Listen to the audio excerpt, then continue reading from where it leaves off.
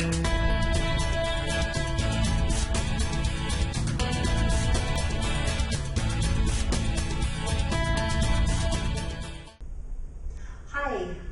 in today's video we are going to be learning a technique called the monster walk. We've talked a little bit about the strength or lack of strength that we have on the outside of our hips, these lateral hip muscles. The monster walk is an important corrective for helping to regain that strength. So you will need a chair because we're going to be doing the forward bend and or double calf stretch. If you're doing the double calf stretch, you'll want the half dome or rolled towel or yoga mat to have handy as well. And with that, we have all that we need. So the monster walk, I'm going to actually move this a little bit out of the way so we've got more space. The monster walk, we're going to be doing an initial pass through it. And I'm going to be pointing out the main thing I want you to focus on while you're doing it. And then we're going to take a little break because these muscles fatigue rather easily. And then we're going to add in another thing to pay attention to while we do this. If at any time while we're doing the monster walk, if you start noticing some discomfort or tension in your low back area, I want you to change your posture so that you relieve that tension or discomfort. And that might mean that you do this exercise kind of rounded forward, or that's typically the most common one, is to round forward. Or hinge at the hips, that would be the other thing to be mindful of. Either one of those, perfectly acceptable. I don't want you to be in discomfort while you're doing this, so adjust as you need to.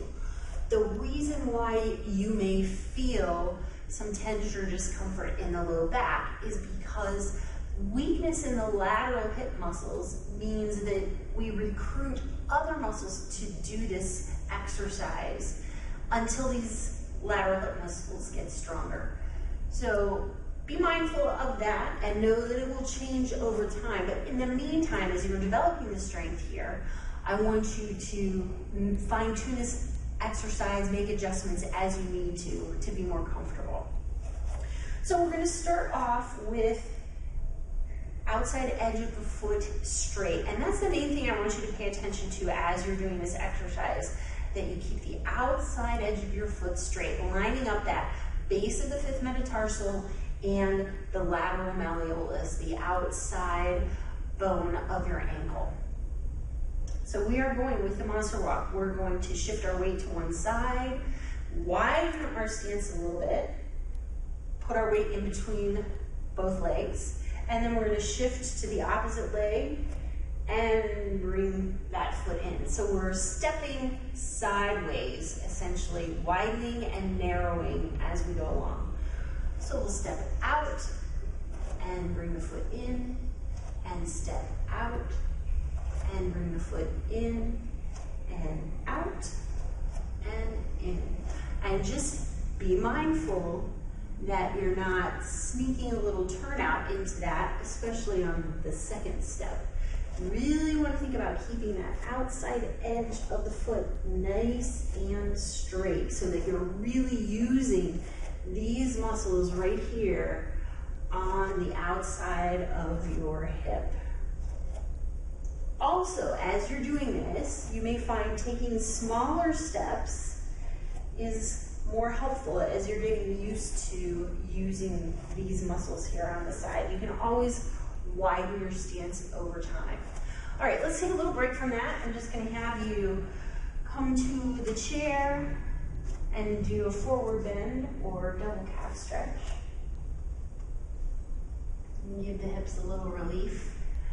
Hinging forward, backing the weight up, dropping the kneecaps, allowing the low back to relax as much as possible, and bringing the ribs up into the flesh of the abdomen.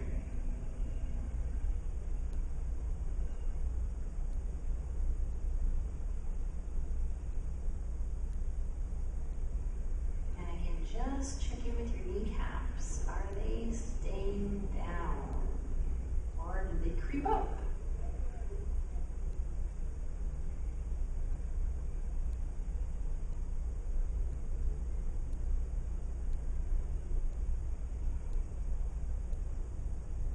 And we'll go ahead and come up, pulling ourselves up with our glutes and our hamstrings.